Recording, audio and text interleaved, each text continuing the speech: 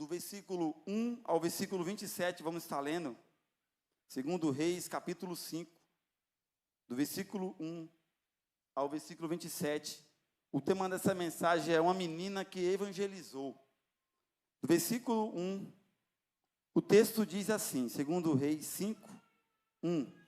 E Naamã, chefe do exército do rei da Síria, era um grande homem diante do seu senhor, e de muito respeito, porque por ele o Senhor deu livramento aos sírios, e era este varão valoroso, porém leproso. E saíram tropas da Síria e da terra de Israel, e levaram preso uma menina, que ficou ao serviço da mulher de Naamã. E disse essa a sua senhora: tomara que o meu senhor estivesse diante do profeta, que está em Samaria, ele o restauraria da sua lepra. Então entrou Naamã e notificou a seu senhor, dizendo: assim e assim falou a menina, que é da terra de Israel. Então disse o rei da Síria: vai, anda, e enviarei uma carta ao rei de Israel. E foi, e tomou na sua mão 10 talentos de prata, e 6.000 ciclos de ouro, e 10 mudas de vestes. E levou a carta ao rei de Israel, dizendo: logo em chegada a ti essa carta, saibas que eu te enviei Naamã, meu servo, para que eu restaures a sua lepra. E sucedeu que, lendo o rei de Israel a carta, rasgou as suas vestes e disse: sou eu Deus para matar e para vivificar, para que este envie a mim, para eu restaurar a um homem da sua lepra? Pelo que deverás notar, e peço-vos, e vede, que ele busca ocasião contra mim. Sucedeu, porém, que ouvindo Eliseu, homem de Deus, que o rei de Israel rasgou as suas vestes, mandou dizer ao rei: por que rasgaste as tuas vestes? Deixai-o vir a mim, e saberá que há profeta em Israel. Veio, pois, Naamã com seus cavalos e com seu carro, e parou à porta da casa de Eliseu. Então Eliseu lhe mandou uma mensagem dizendo: vai-te, lava-te 7 vezes no Jordão, e a tua carne se tornará, e ficarás purificado. Porém Naamã muito se indignou, e se foi dizendo: eis que eu dizia comigo, certamente ele sairá, pois se há em pé, e invocará o nome do Senhor seu Deus, e passará a sua mão sobre o lugar, e restaurará o leproso. Não são, porventura, Abana e Farpá, rio de Damasco, melhores do que todas as águas de Israel? Não poderia eu lavar neles e ficar purificado? E voltou-se, se foi com indignação. Então chegaram-se a ele os seus servos e falaram e disseram: meu pai, se o profeta te dissesse alguma coisa grande, porventura não faria? Quanto mais dizendo ele: lava-te e ficarás purificado. Então desceu, mergulhou no Jordão 7 vezes, conforme a palavra do Senhor, do homem de Deus, e a carne tornou como a carne de um menino, e ficou purificado. Então voltou ao homem de Deus, ele e toda a sua comitiva, e veio, e pôs-se diante dele, e disse: eis que tenho conhecido que em toda a terra não há Deus, senão em Israel. Agora, pois, te peço, tomes uma bênção do teu servo. Porém Eliseu disse: vive o Senhor, em cuja presença estou, que não tomarei. E ele insistiu com ele para tomar, mas ele se recusou. E disse Naamã: seja assim, contudo, dê este teu servo uma carga de terra, dê um jugo de mulas, porque nunca mais oferecerei esse teu servo holocausto de sacrifício a outros deuses, senão ao Senhor. Nisto perdoe o Senhor a teu servo, quando meu senhor entra na casa de Rimom para lhe adorar, e ele se encostar na minha mão, e eu também me tenha de encurvar na casa de Rimom, quando assim me encurvar na casa de Rimom, nisso perdoe o Senhor ao teu servo. E ele lhe disse: vai em paz. E foi-se a uma pequena distância. Então Geazim, moço de Eliseu, homem de Deus, disse: eis que meu senhor impediu a esse Ciro, Naamã, que da sua mão se desse alguma coisa do que trazia. Porém, tão certo como vive o Senhor, hei de correr atrás dele e tomar alguma coisa daquele homem. E foi Geazim em alcance de Naamã, e Naamã, vendo o que corria atrás dele, saltou do carro, encontrou e disse: vai tudo bem? Ele disse: tudo vai bem, meu senhor. Meu senhor me mandou dizer: eis que agora mesmo vieram a mim 2 jovens dos filhos dos profetas, da montanha de Efraim. Dá-lhes, pois, um talento de prata e 2 mudas de vestes. E disse Naamã: ser servido, toma 2 talentos. E insistou com ele. Ele lhe amarrou 2 talentos de prata em 2 sacos, com 2 mudas de veste, e pôs sobre 2 dos seus moços, os quais o levaram diante dele. E chegaram a ele à altura, tomou das suas mãos, e o depositou na casa, e despediu aqueles homens, e foram-se. Então ele entrou e pôs-se diante de seu senhor, e disse-lhe Eliseu: de onde vem Geazim? E disse: teu servo não foi nenhum nem a outra parte. Porém ele disse Eliseu: porventura não foi contigo o meu coração, quando aquele homem voltou de sobre o seu carro a encontrar-te? Era isso a ocasião para tomar prata, e para tomar veste, e olivas, e vinhas, e ovelhas, e bois, e servos, e servas? Portanto, a lepra de Naamã se pegará a ti, e a tua semente para sempre. Então saiu diante dele leproso, branco como a neve. Amém? Pode tomar seus assentos, se possível, com a sua Bíblia aberta. Estamos diante de um texto, meus irmãos, muito conhecido. Fiz você leu bastante versículos, mas numa época onde a Bíblia não está sendo pregada, anunciada, tem que fazer o povo olhar para a Bíblia, irmãos. E esse texto aqui, 2 Reis, capítulo 5, versículo 1 ao 27, a introdução, o cenário aqui, isso que tudo que eu li para vocês, aconteceu durante um período em que a tribo de Israel estavam divididas. Tinha a tribo de Israel ao norte e a tribo de Judá ao sul. Eram duas tribos, que era uma só, que acabaram se dividindo. Você vai ver isso lendo Reis. Aonde, irmãos, a tribo de Israel ao norte foi uma tribo que passou maioria de reis pervertidos, reis idólatras. Não se salvou quase nenhum daquele local. Nessa época aqui, o rei de Israel era Jorão. O rei da Síria era Ben-Hadad II. A Síria, irmão, era um povo que era politeísta. O que é isso? Eles adoravam muitos deuses. Israel não. Israel sempre era o único e verdadeiro Deus. Porém, Israel se perdeu no caminho. Toda vez que Israel se perdia, Deus deixava aquele povo que era a cabeça ficar como um cauda. Nessa época aqui estava acontecendo isso. Israel estava sendo subjugado pela Síria, que era o poder mundial da época. Esse era o contexto dessa palavra. E no meio desse contexto aqui, no meio dessa história, nós vemos no versículo 1, um nome, cujo nome é Naamã. Naamã, cujo significa benevolente. E a Bíblia mostra algumas qualidades desse homem, irmãos. No versículo 1 aí, você vê que o texto diz: e Naamã, capitão do exército do rei da Síria, era um grande homem diante do seu senhor. Imagine, irmão, você ser respeitado por um presidente de um país, pelo maioral da nação. Assim era Naamã. Era respeitado. Era gentil, Naamã. Naamã não era um judeu. Naamã não era um crente. Naamã era uma pessoa completamente pervertida. Porém, na sua vida, Naamã conquistou muitas coisas. Coisas essas que o mundo hoje exalta, né? O mundo hoje rotula para cima de muitas pessoas. Porque o mundo hoje vê uma pessoa humilde, um crentezinho com a Bíblia embaixo do braço, vindo para a casa do Senhor, não dá nada para ele. Mas vê um ímpio, montado muitas vezes cheio de dinheiro, cheio de carro, cheio de muitas coisas, o mundo aplaude, o mundo exalta. E assim era Naamã. Era uma pessoa rica aos olhos do mundo.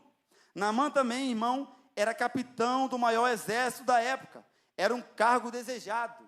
Acima dele só tinha o presidente da Síria. Abaixo dele era o braço direito, era esse homem. O que ele falava, o povo ouvia. Terceiro, Naamã conseguiu trazer troféus e vitórias para a sua nação, irmão. O povo da Síria conhecia Naamã. Naamã era homem público. Naamã era sinônimo de vitória para aquela nação. Tá ali, se ele passasse naquele povo, o povo olhava para ele, ó, ali está um homem perfeito. Está um homem que conquistou muitas coisas. Está aí o sinônimo de orgulho para a nossa nação. Vamos fazer aqui um altar para ele, vamos fazer aqui a estátua dele. Naamã ganhou muitas honrarias, irmão, para o seu cargo. Quarto, Naamã era um homem valoroso. No original é consistente. Isso quer dizer, é uma pessoa boa no que faz. Naamã era um bom comandante, um bom guerreiro, um bom homem público. Quinto, Naamã sendo ímpio, Deus permitiu que ele fosse bem sucedido em algumas coisas, irmão. O próprio texto diz, ó, porque por ele o Senhor deu livramento aos sírios. Deus abençoando um ímpio. Deus abençoando uma pessoa que nunca conhecia o Deus de Israel.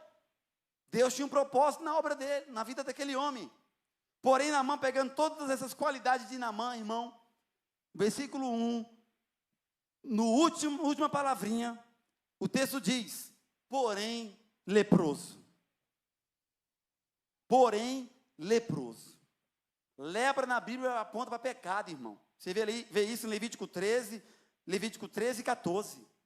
Olhando para Naamã e trazendo para os nossos dias de hoje, Naamã era a pessoa que tinha uma boa universidade. Naamã era a pessoa que tinha um bom emprego. Ganhava seus 15 mil por mês.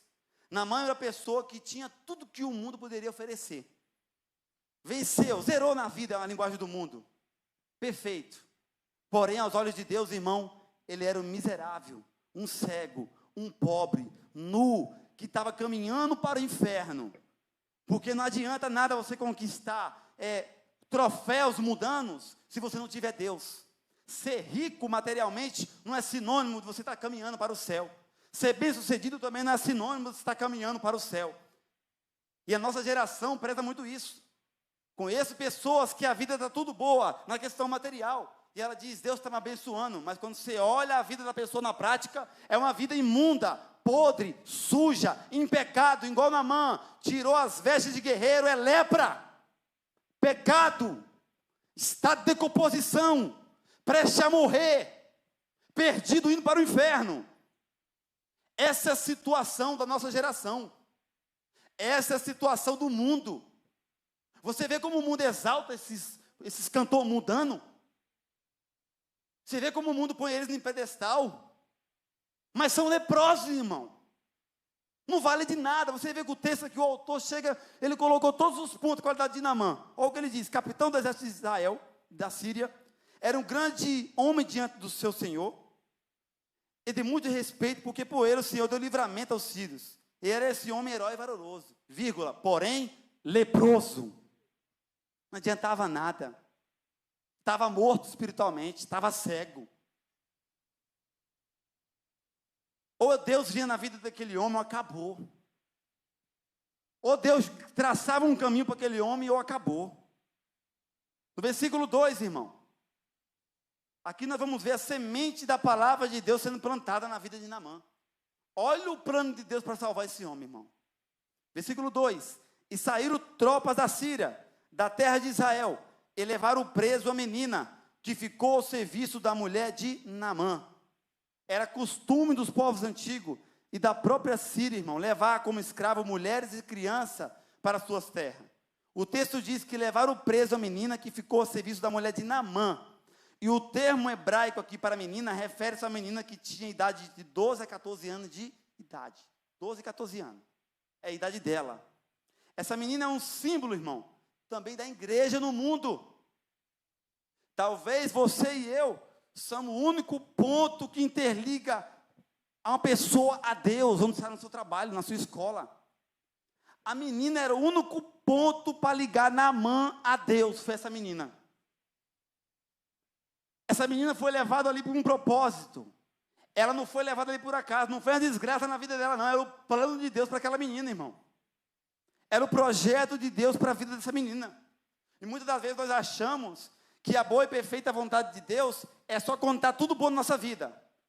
Mas essa era a boa e perfeita vontade de Deus para essa menina aqui, ó. A boa e perfeita vontade de Deus estava na vida de José quando ele estava na cadeia. A boa e perfeita vontade de Deus estava na vida de Davi quando ele estava prestes a morrer com a espada correndo atrás dele.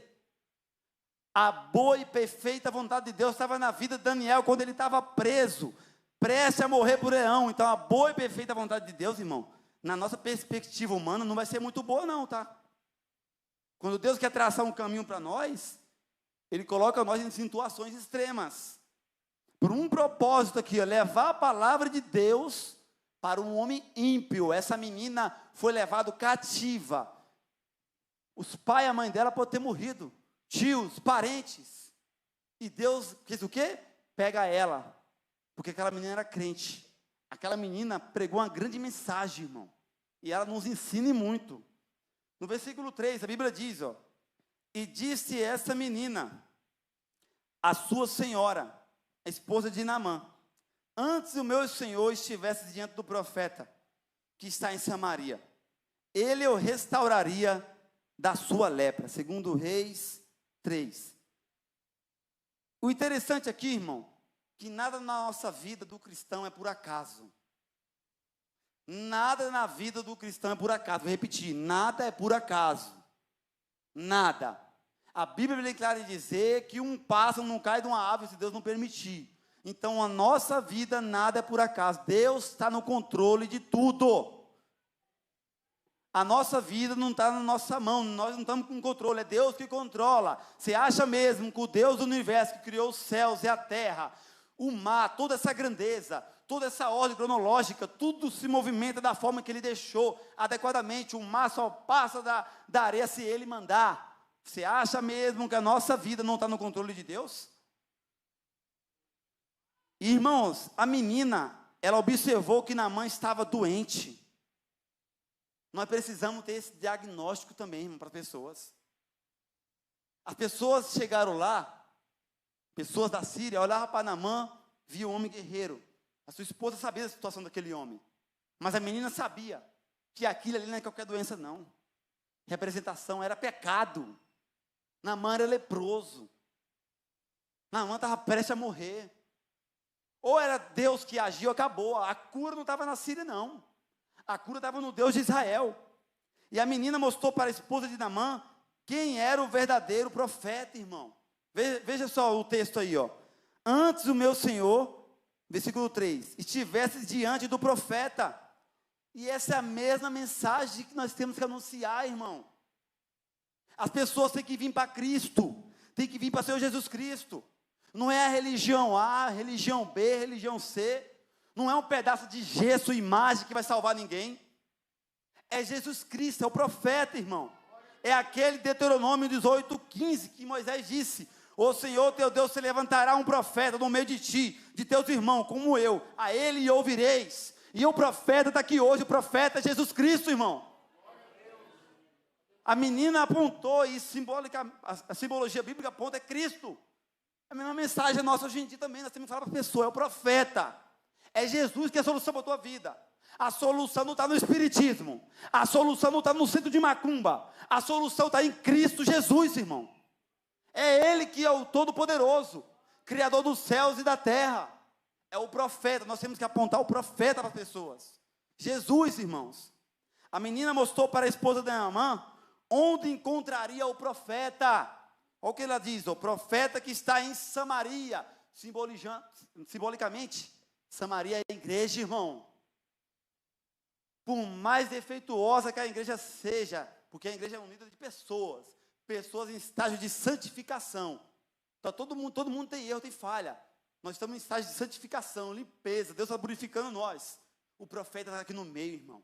E a prova disso está em Apocalipse 2:1. Escreve ao anjo da igreja de Éfeso. Isso diz aquele que tem na sua destra as 7 estrelas, que anda no meio das 7 castiçais de ouro. Jesus está no meio da igreja, irmão. Ele está aqui no nosso meio hoje. Sempre está no meio da congregação. É Ele que passeia, é Ele que batiza, é Ele que cura, é Ele que liberta, é Ele que santifica. Não é o pregador, não é o pastor, não é um louvor, é Jesus que opera no meio da igreja, irmão. É o profeta que está no nosso meio. E a menina apontou para onde? Que está em Samaria. É o profeta, Jesus. E ele está na igreja. Não adianta. Não adianta correr muitas das vezes para o médico, e a cura não vai estar no médico. Não adianta correr para centro de macumba, não adianta correr para mandinga, não adianta correr para a cura humana. Tem coisas que Deus deixou só para Ele, não adianta. E bendita é a dor que nos aproxima de Deus, irmão. Bendita é a dor que Deus coloca na gente para fazer nos aproximarmos de Deus. Se você não quer ter compromisso com Deus, mas Deus tem um projeto na tua vida, Deus vai botar um espinho na tua carne. Uma situação que vai te trazer, nem que você chegue todo quebrado na presença do profeta. Dentro de Samaria, na congregação. Porque é Ele que controla. É Ele que opera. Eu já vi testemunho. Inclusive, se Deus permitir, tem um irmão que vai estar aqui no congresso de missão. Cadeirante.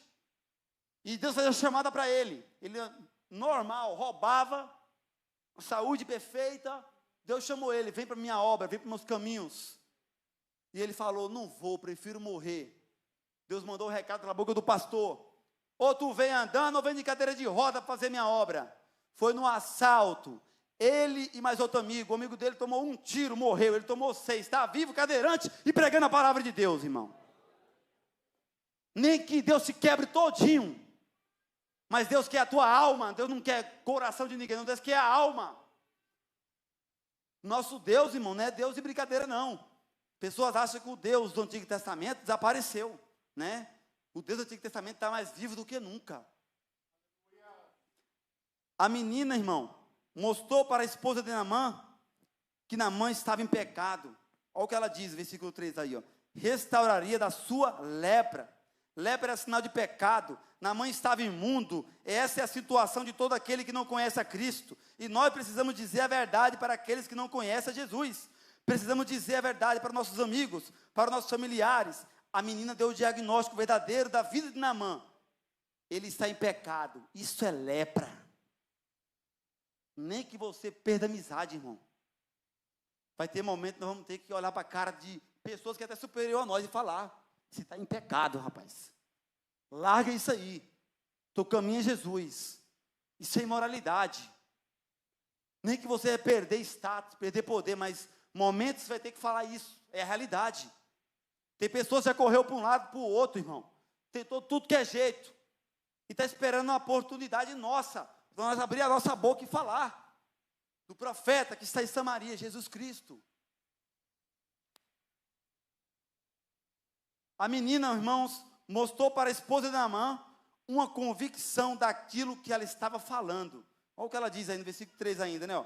Antes do meu Senhor estivesse diante do profeta que está em Samaria, ele o restauraria da sua lepra. Irmão, a menina deu certeza. Ela não falou, vai lá, talvez ele faça alguma coisa, viu?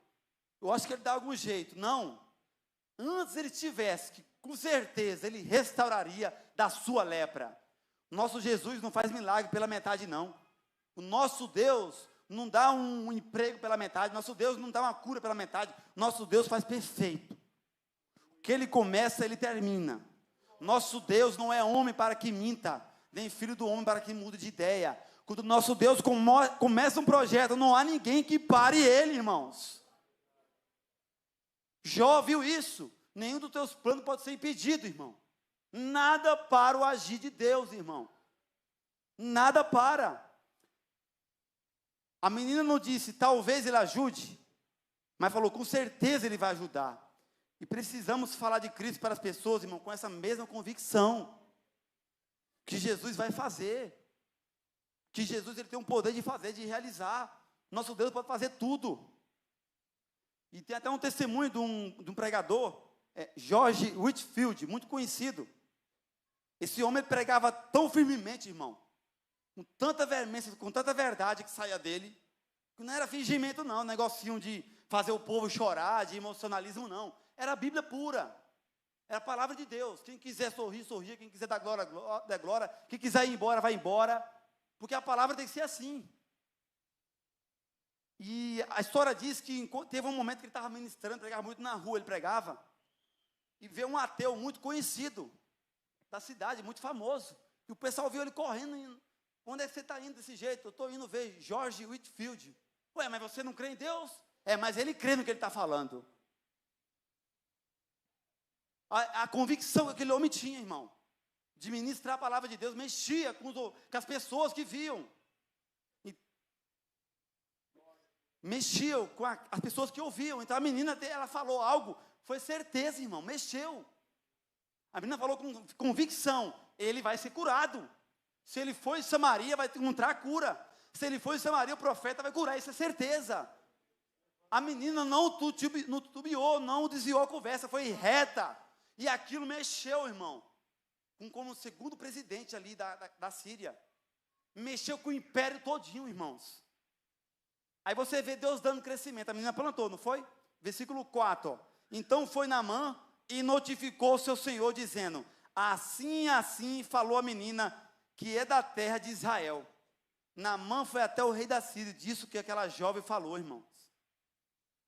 Deus, ele move céus e terra para realizar o seu propósito. Isaías 43, 13 diz: ainda antes que houvesse dia, eu sou. Ninguém há que possa fazer escapar das minhas mãos. Agindo eu, quem impedirá? Você prestou atenção, uma menina. Essa menina tem teologia, irmão? Essa menina tem cursos de oratória? Essa menina tem experiência de vida?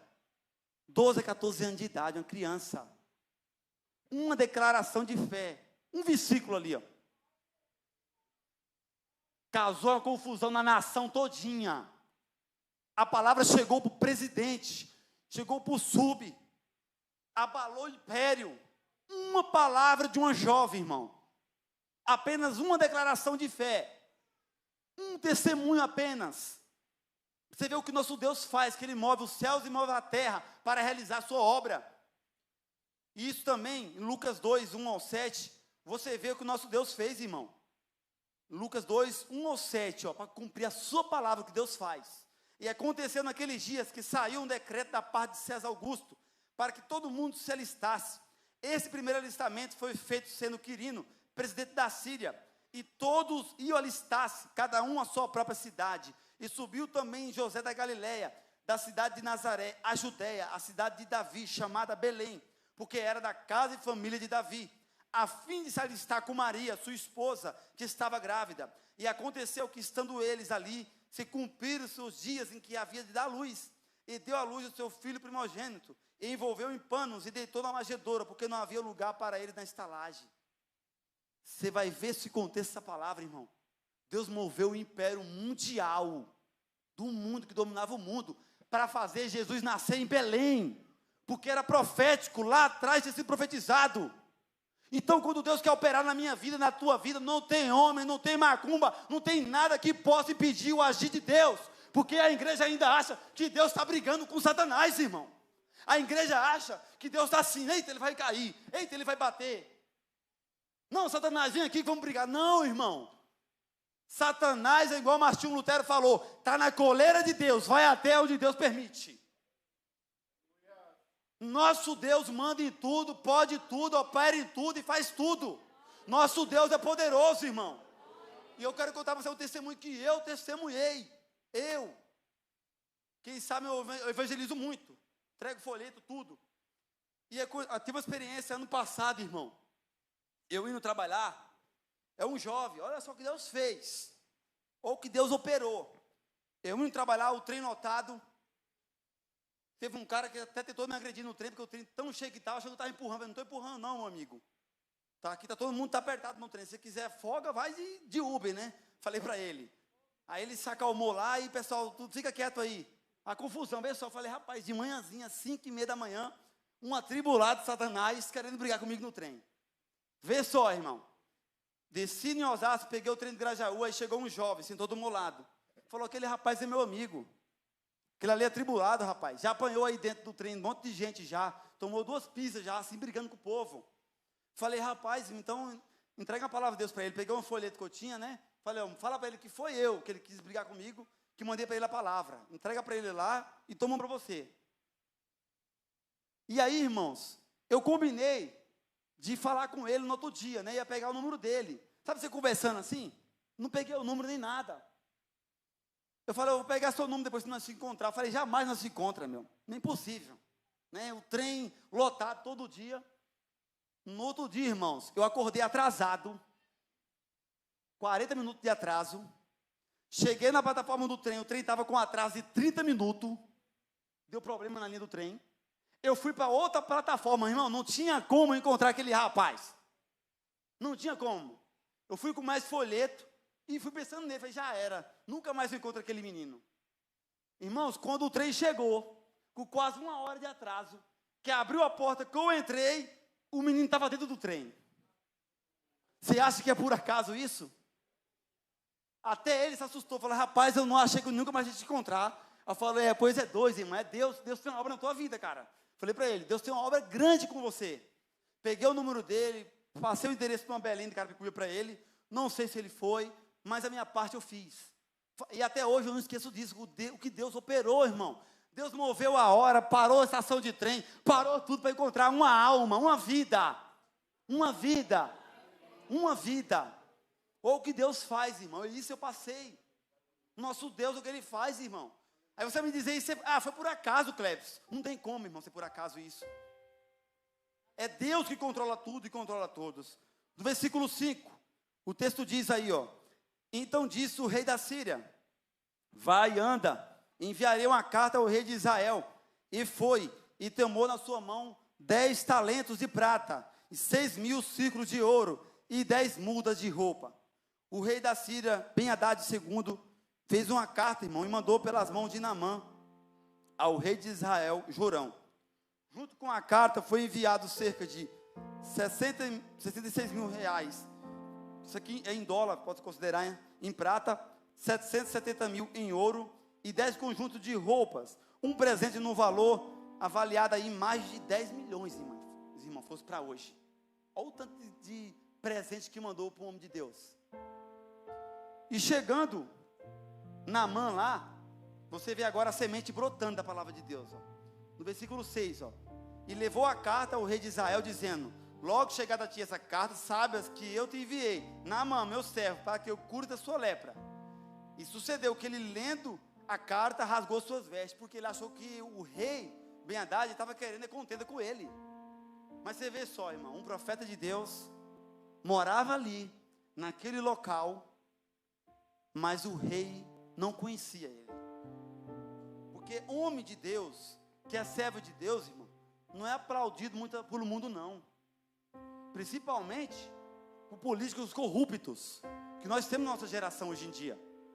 Uma cambada de corruptos, que desviam dinheiro público. E Eliseu, irmão, não era corrupto. Eliseu era homem de Deus. Nessa época aqui, os reis se ajuntavam de um monte de profeta que só falava aquilo que ele queria ouvir. Só falava mentira. Só levantava o ego.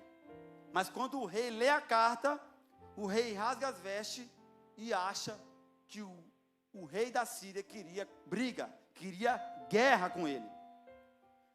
No versículo 8 diz que sucedeu, porém, que ouvindo Eliseu, homem de Deus, que o rei de Israel rasgou suas vestes, mandou dizer ao rei: por que rasgas as tuas vestes?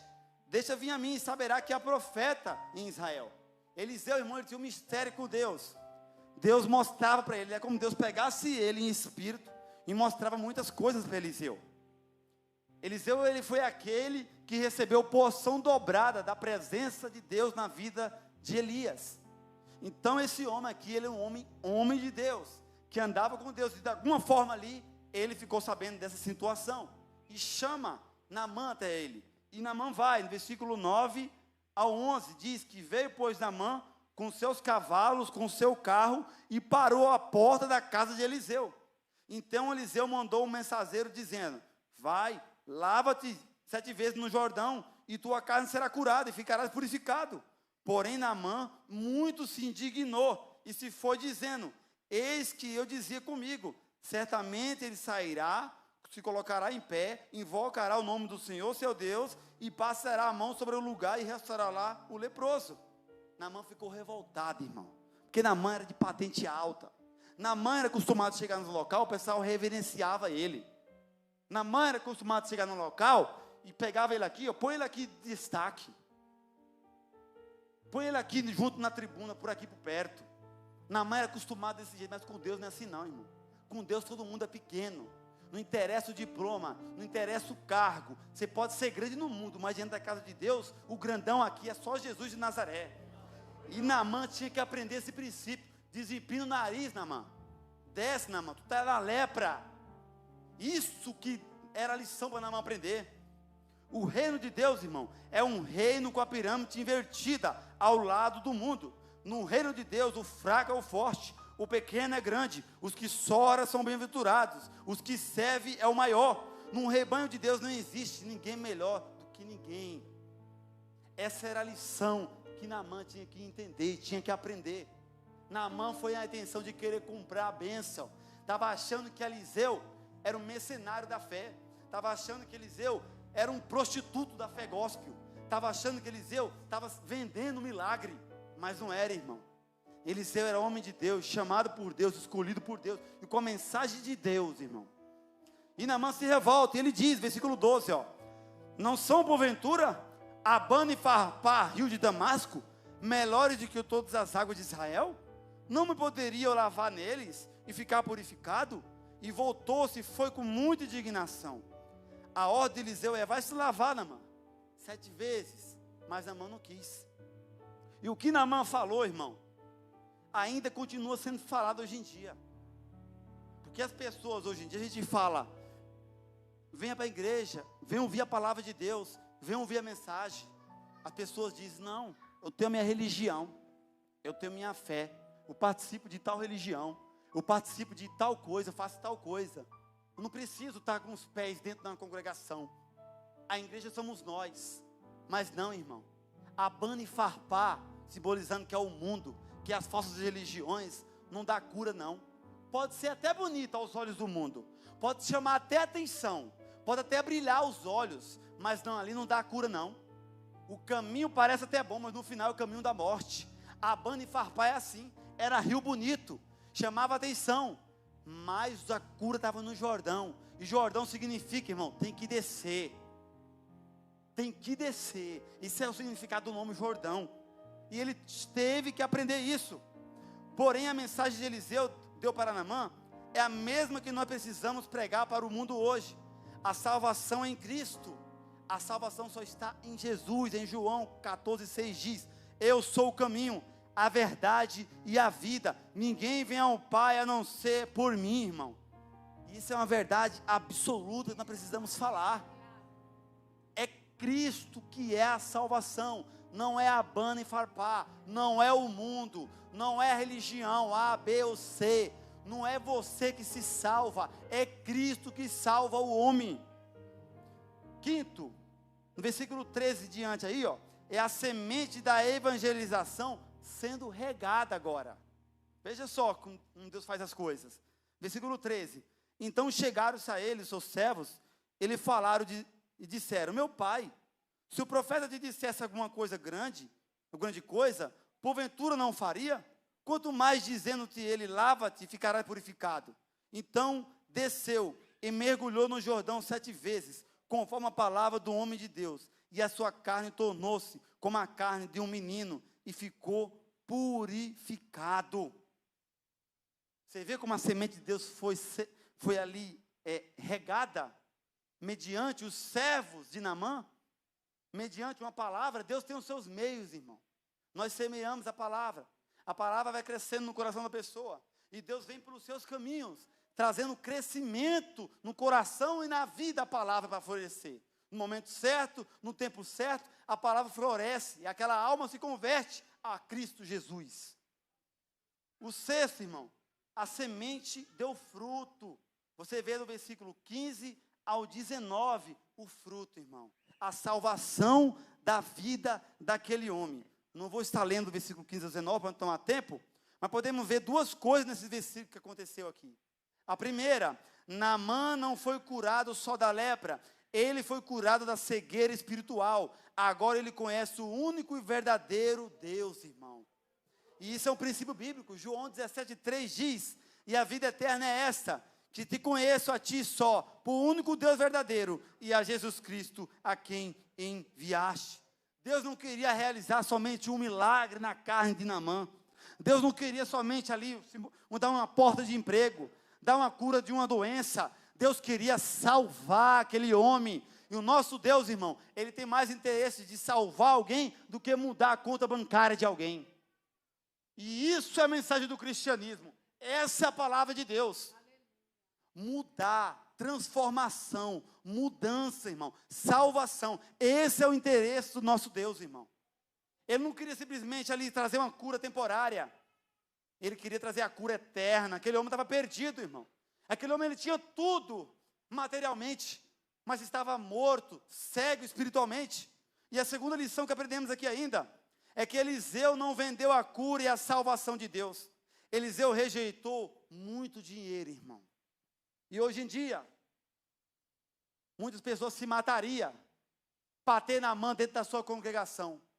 Muitas pessoas se matariam para ter um homem desse que oferecia dinheiro por alguma coisa. Hoje em dia é praticado muito a simonia. O que é a simonia? Dê 200 para Deus, que Deus vai te dar 500. Dá 100 para Deus, que Deus vai te curar disso. Isso é simonia. Deus não trabalha com moeda de troca.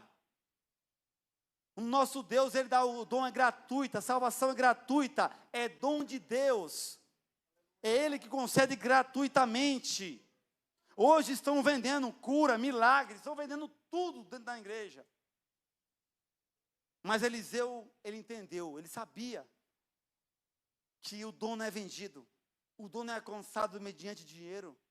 A salvação é gratuita, dada pelo nosso Deus a todos nós. Só que, infelizmente, irmão, você vê aqui, em todo esse contexto, a obra que foi feita por uma menina. A menina evangelizou, a menina plantou a palavra e foi salvo Naamã. A Bíblia não diz, o texto não diz, mas com certeza, nós conhecendo o nosso Deus, essa menina aqui não ficou de mãos vazias não, tá? Não ficou não. Com certeza aquela menina foi honrada naquela casa. Com certeza aquela menina foi abençoada por Deus e por Naamã. Porque Naamã voltou para a sua terra, convertido, adorando o único verdadeiro Deus. E quando ele chegou, aquela menina ali com certeza ganhou bênção da parte do Senhor. Talvez a sua vida foi restituída. O texto não diz, mas com certeza aconteceu isso, irmão. Mas semeia a palavra, semeia a mensagem, plante a palavra de Deus, plante a boa e perfeita palavra de Deus. Essa menina é desconhecida, não tem nem o seu nome citado, mas a sua atitude foi citada, a sua ação foi citada. Só que infelizmente, irmão, onde tem palavra de Deus verdadeira, onde tem mensagem da cruz verdadeira, tem ainda no nosso meio Geazim, que foi o que aconteceu, do versículo 20 ao 27, irmão. Geazim achava que tinha que receber alguma coisa. Os mercenários da fé. Aqueles que só fazem alguma coisa mediante algum salário. Aqueles que estão roubando a noiva de Cristo. Aqueles que estão se prostituindo por uma noite. Estão vendendo louvor, estão vendendo administração. Estão fazendo da casa de Deus comércio. Estão fazendo das ovelhas negócio. Esse aqui é o Geazim. O Geazim está no nosso meio hoje em dia também. Muitos Geazim, irmão. João 10, 11 ao 13, nosso Jesus Cristo fala: eu sou o bom pastor da sua vida pelas ovelhas. Mas o mercenário, que não é pastor, de que não são as ovelhas, vê vir um lobo e deixa as ovelhas e foge. E o lobo arrebata e dispersa as suas ovelhas. Ora, o mercenário foge, porque é mercenário e não tem cuidado das suas ovelhas. Mercenário significa aquele que trabalha por um salário. Geazim é esse tipo de gente que está no nosso meio hoje em dia, irmão. Mas a mensagem da cruz não pode ser cobrada nenhum real por ela. Nenhum centavo por essa mensagem aqui. A salvação é gratuita, Deus nos deu e não cobrou nada. Então essa palavra tem que ser anunciada gratuitamente. Evangelize, pregue, seja essa menina aqui, ó. Não tenha o seu nome citado para o mundo não, mas essa menina aqui, ela está citada para Deus. E foi citada pelo nosso próprio Senhor Jesus Cristo em Lucas 4, versículo 27. A Bíblia diz, ó, Lucas 4, versículo 27. E muitos leprosos havia em Israel no tempo do profeta Eliseu, e nenhum deles foi purificado, senão Naamã, o sírio. Jesus citou a obra que foi feita na vida daquele homem, irmão. Então, nosso Deus, Ele vê a nossa obra que nós fazemos para Ele. Em nome de Jesus, amém? Se coloca de pé, vamos orar para finalizar. Que Deus abençoe a todos vocês, meus amados irmãos, minhas irmãs. Que nós vamos ter essa disposição, igual essa menina, de evangelizar, de semear, de falar de Cristo, amém? Pai amado, Pai querido, em nome do Teu Filho amado, nosso Senhor e Salvador Jesus Cristo, eu quero Te agradecer, Pai, por essa rica e grande oportunidade de semear a Tua boa e perfeita palavra. Senhor, que nós, Pai amado, Pai querido, venhamos ter a mesma disposição